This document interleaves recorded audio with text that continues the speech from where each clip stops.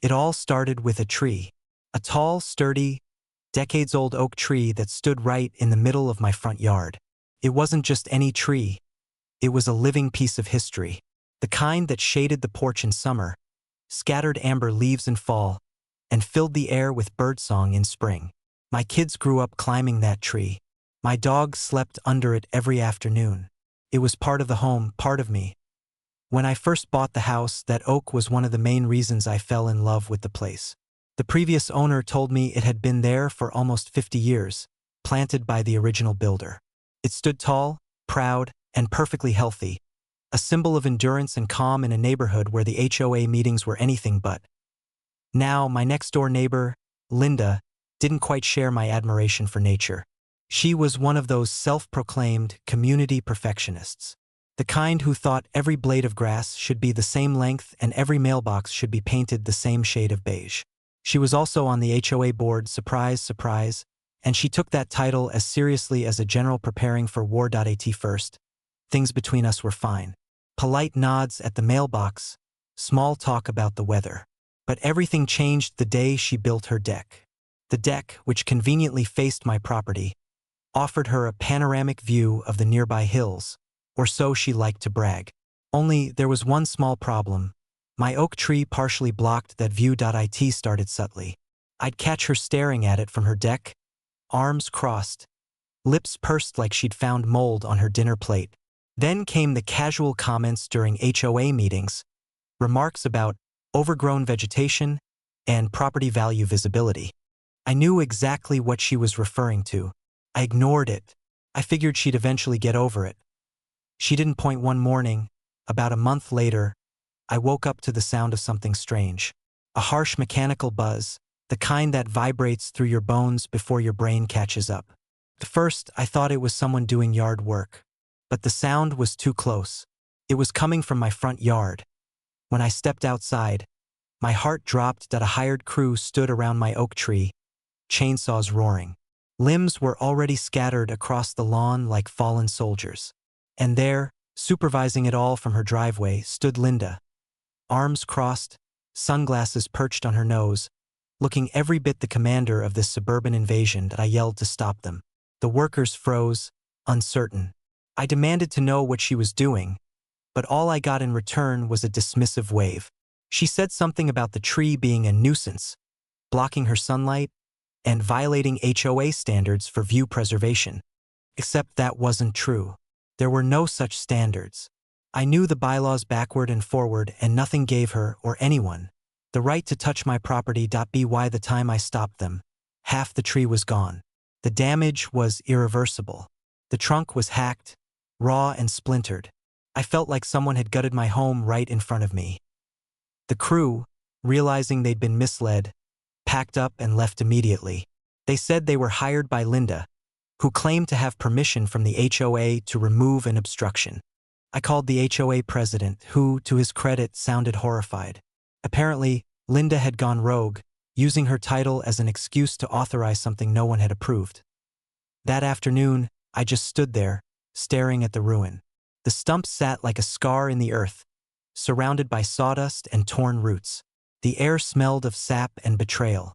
I couldn't believe someone could be so self-centered, so entitled, that they'd destroy something that wasn't theirs simply because it blocked their view. Over the next few days, the neighborhood buzzed with gossip. Some people sympathized with me. Others stayed silent, too afraid of crossing Linda. She strutted around like nothing had happened, even bragging about how open her backyard felt now. But while she was busy enjoying her view, I was busy doing research. I spoke to arborists, lawyers, even the city's environmental department. And that's when I discovered something that turned my grief into a plan. In our state, trees like mine, mature, established, and not posing a hazard, were protected under property and environmental laws. Cutting one down without permission, especially one on someone else's land, wasn't just petty. It was illegal. And not just a small fine illegal, tens of thousands of dollars illegal. You see, the value of a mature oak tree isn't measured by how much it costs to plant another one. It's measured by its environmental and property value, shade, oxygen production, curb appeal, the decades it takes to grow. There was an actual formula for calculating compensation, and when I ran the numbers with the help of a professional arborist, the total value came to just over $30,000. $30,000. That was the number I couldn't get out of my head. Not because I cared about the money, I cared about principle.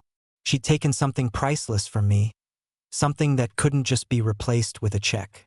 But if the law said $30,000 was what she owed, then $30,000 she would pay. So I started documenting everything. Photos of the stump, receipts from the arborist, written statements from the workers who'd been hired under false pretenses, screenshots of HOA emails proving no such authorization existed. Piece by piece, I built my case like a puzzle. Meanwhile, Linda continued her life, blissfully unaware that every smug smile, every new patio chair she bought for her unobstructed view, was digging her deeper into a hole. When the notice finally arrived, certified, stamped, and official, I made sure it was delivered right to her front door. The moment she opened it, I saw the expression change on her face from confident to confused to terrified. It was the first time I'd seen her speechless. That night, I sat on my porch where the tree used to stand. The yard looked emptier, colder somehow. But I didn't feel defeated anymore. The wheels of justice had started turning, slow but steady, and as I watched the sun set beyond the bare space that once held my oak, I made myself a promise. Linda was going to regret every splinter, every broken branch, and every smug word, because she hadn't just cut down a tree. She'd awakened something in me she couldn't control. When the legal process began, Linda treated it like a joke. She thought it was some petty complaint that would vanish as quickly as her conscience had when she ordered the tree cut down. She even bragged at the next HOA meeting that she wasn't worried about some silly letter. But she should have been. The letter she received wasn't from me. It was from my attorney, who had already filed a civil claim citing unauthorized property destruction, environmental damage, and violation of local preservation ordinances. What Linda didn't realize was that I wasn't bluffing. I'd spent weeks gathering evidence, every photograph, every timestamp, every witness statement from the contractors she hired. The workers had been surprisingly cooperative once they learned she had no authority to order the removal. They gave written affidavits stating she explicitly told them she was the acting representative of the HOA and had full permission to remove a shared tree. That was the key, a shared tree. There was no shared tree. My oak had been planted 5 feet within my property line, confirmed by the land surveyor I hired. That meant Linda had effectively trespassed and destroyed private property. The law didn't look kindly on that. Over the next few weeks, letters flew back and forth between lawyers. Linda's tone changed quickly, from dismissive to defensive. Her initial response was that the tree posed a safety hazard, and that she had acted in the interest of community safety. But when asked to provide any reports or HOA meeting minutes supporting her claim, she had none. She'd lied. And now her lie had teeth. The HOA board, terrified of being dragged into a lawsuit themselves, immediately distanced the association from her actions. They released an official statement saying the removal was done, without board approval and against community bylaws. That single statement sealed her fate. She could no longer hide behind her title or her position. She was on her own. I didn't stop there. I had an arborist come out to provide a professional valuation of the oak. He explained in detail that a healthy, mature oak like mine, approximately 45 years old and over 30 feet tall, had an environmental and replacement value exceeding $30,000, factoring in age, species, and community benefit. He even noted that the tree had been in perfect condition before being cut. The report was brutal, clinical, and undeniable. When my lawyer presented that figure, Linda scoffed until she realized the law backed it up. The state's property code included a specific clause protecting heritage trees, which meant she wasn't just liable for damages. She was liable for triple damages due to the unlawful nature of the act. That's when the reality began to sink in. Neighbors started whispering. Some avoided her entirely. Others quietly sided with me, finally free from her HOA tyranny. Stories about her past pettiness resurfaced. Fines over mailbox colors, threats over trash can placement, letters about garden gnomes being unapproved lawn art. For years, she'd bullied everyone under the guise of community standards. Now the community was watching, silently hoping justice would do what they couldn't. When her deposition date came, I didn't attend. I didn't need to. My lawyer told me she looked flustered and angry, her voice cracking as she tried to twist her story. She insisted she had implied permission, and that everyone knew the tree was a nuisance. But the evidence was too strong, the witnesses too consistent. Every answer she gave only dug her hole deeper. The court proceedings dragged on for months. Meanwhile, her life began unraveling piece by piece. The HOA formally voted to remove her from the board, citing misconduct and abuse of authority. She lost her position, her influence, and most of her friends in the neighborhood. But karma wasn't done yet. One afternoon, about 6 months after the incident, a letter arrived at my house, a settlement offer. Linda wanted to avoid further embarrassment and financial hardship by settling privately. She offered $10,000 to resolve the matter amicably. It was almost insulting that I had no intention of being cruel, but I wasn't going to let her walk away from what she did with a slap on the wrist. I told my lawyer to reject the offer and proceed to full judgment. The hearing finally came on a bright spring morning, almost exactly a year after the day she destroyed the oak. The courtroom was small but packed with quiet spectators. Neighbors, HOA members, even the same arborist who had valued the tree. The judge listened patiently to both sides, but it was clear early on that Linda's excuses weren't landing. When my attorney presented photos of the tree before and after, along with the arborist's valuation and the HOA's public statement distancing themselves from her, there was no doubt left. The judge ruled in my favor. Full damages, plus legal fees, totaling just under $32,000. Linda's face turned white when the verdict was read. For once, the woman who had never been wrong a day in her life had no words. She tried to protest, saying she didn't mean harm, and that it was just a tree. But the judge's response was simple. It wasn't her tree to touch. Afterward, I walked out of the courthouse and took a deep breath. It didn't bring the oak back, but it brought closure. The tree had stood for 50 years, and in its own strange way, it had brought justice even in death. A few weeks later, Linda's house went up for sale. Rumor had it she couldn't afford the judgment, especially after being removed from the HOA board. She moved out quietly, no farewell party, no waves goodbye.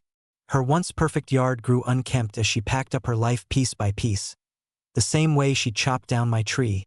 And as she drove away for the last time, I couldn't help but notice the irony. The view she'd fought so hard to clear was now just an empty stretch of sky, and she wasn't even around to enjoy it. But the story didn't end there, because nature, in its quiet, relentless way, always finds balance. A few months after she left, I noticed something sprouting near the stump.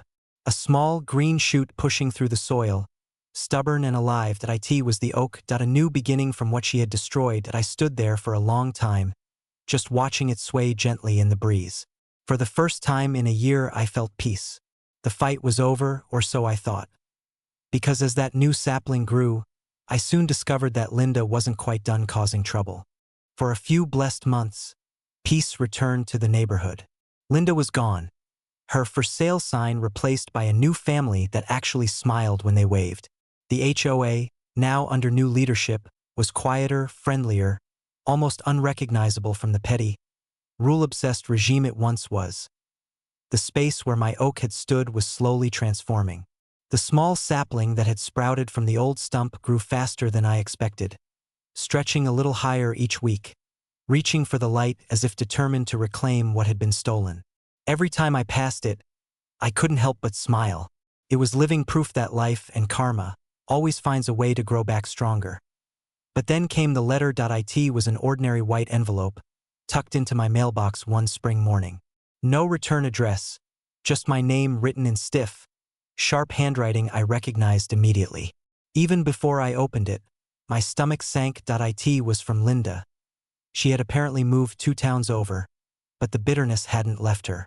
The letter was filled with accusations and venom, claims that the lawsuit had ruined her life, that I'd turned everyone against her, and that the tree situation was never worth $30,000. She ended the letter with a line that was almost laughable. "You may have one, but people like me always come out on top in the end." I didn't respond. There was nothing to say. I'd moved on, and I wasn't going to give her the satisfaction of knowing she still occupied even a second of my peace. But her words stuck with me, not because I believed them, but because they reminded me of who she was, someone who couldn't stand losing control. And as it turned out, her need for control would be the very thing that destroyed what little she had left. About a month later, I got a call from the HOA president. He told me, almost reluctantly, that Linda had filed a complaint with the county against me, claiming I'd illegally replanted restricted species tree on my property. I almost laughed out loud. Apparently, she'd seen a photo of my new sapling on a neighbor's social media post. Someone had commented on how the oak was growing back, and that was enough to set her off again. She actually drove all the way back to our neighborhood to file the complaint in person. She cited environmental violations, claiming the tree was dangerous and not within aesthetic guidelines. It was pure desperation. The county inspector came by a week later, a kind man who looked both amused and exasperated. He confirmed, of course, that everything was perfectly legal. I hadn't replanted anything. The oak had naturally regrown from its own root system, and there were no laws preventing that. He even said with a sympathetic grin, "Seems like nature just isn't on her side." The report closed the complaint for good. But the moment that paper was filed, it went public record, and that's when things took a turn Linda didn't see coming. You see, when she filed that false complaint, she used her full name and address. And because of the previous court case, her name was already listed in the local legal archives. The moment her new neighbors saw her name pop up in another dispute, this time about a tree again, they started asking questions. Word spread quickly online, especially in local community groups. People started digging, finding the court documents from my case. Screenshots circulated. Comments piled up. Apparently, she'd already been stirring up trouble in her new neighborhood, complaining about lawn colors, fence heights, and unsightly bird feeders. Now, everyone knew exactly who she was and what she'd done before. Within weeks, her reputation crumbled again. The HOA in her new community removed her from their board before she could do any damage. She became a local cautionary tale. That woman who sued over trees. For me, though, life finally moved on for real. I replaced the patch of bare soil around the stump with fresh mulch, planted wildflowers, and installed a small wooden bench facing the growing oak. It became my favorite spot in the yard, a quiet place to sit with my morning coffee, watch the light filter through the young branches, and remember what that tree had stood for. But one evening, as I sat there watching the sunset, something remarkable happened. A breeze rustled through the new leaves, soft but steady. For a brief moment, the sound was identical to the way the old oak used to whisper, gentle, familiar, almost comforting. It felt like the tree was alive again, not just physically, but spiritually. Like it had been waiting all along to return, stronger and taller, unbothered by what had been done to it. That's when I realized the true revenge had never been the lawsuit or the money. It wasn't about humiliating Linda or watching her fail. It was about patience. Time had done what anger never could. It had healed the ground, rebuilt what was lost, and given me something better than revenge: peace. Still, the story of the tree didn't end quietly. About a year after Linda's last letter, a local reporter reached out to me. He was writing an article about HOA disputes gone too far, and wanted to include my story as an example of how personal vendettas can spiral out of control. I agreed on one condition: that he keep the focus on the lesson, not the drama. When the article went live, it gained more attention than I expected. People from all over commented, sharing their own experiences with petty HOAs, vindictive neighbors, and the quiet satisfaction of karma doing its work. One comment stood out to me, though. It said, "Funny how she cut down something that gave shade and ended up burning herself instead." It was true. The tree had always given shade, comfort, peace, life. She had destroyed it thinking she could control nature, control people, control everything around her. But nature has a funny way of getting the last word. Now, years later, that oak stands taller than ever. Its roots run deep, stronger than before. Kids from the neighborhood climb its branches again, just like mine once did. Birds nest in its shade, and in the evenings, golden light filters through its leaves, painting my porch in the same familiar glow I thought I'd lost forever. Every time I see it, I think of Linda. Not with anger, not even with satisfaction, but with a quiet sense of justice. She spent her life trying to control the view. I just had to wait long enough for her to fade from IT.I in the end. She paid $30,000 for something she could never own and never understand. And the oak? It got the final word. It grew back, unapologetically, beautifully, casting its shade across the same ground where it had once fallen. Because some things, no matter how deep you cut them, always find a way to rise again.